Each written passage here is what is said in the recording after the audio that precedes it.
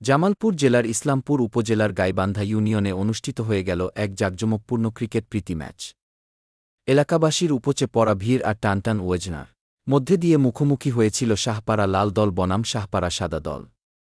টসে জিতে লাল দল ব্যাট করার সিদ্ধান্ত নেয়। ১৬ ওভার শেষে ১০৬ রানের লড়াকু লক্ষ্য দাঁড় করায়। লক্ষ্য তাড়া করতে নেমে ১৩ ওভারেই জয়ের বন্দরে পৌঁছে যায় সাদা দল। সাদা দল ৮ উইকেটে জয় লাভ করে। ম্যাচের নায়ক ছিলেন রুবেল। বিধ্বংসী ব্যাটিং প্রদর্শনীতে কয়েকটি বল খেলেই তিনি পূর্ণ করেন অর্ধশত রান।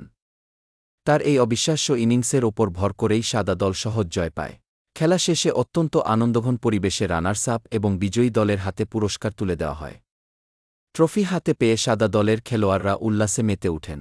খেলোয়াড় এবং এলাকাবাসীর দাবি প্রত্যেক ঈদে পরে যেন এমন সুন্দর টুর্নামেন্টের আয়োজন করা হয়।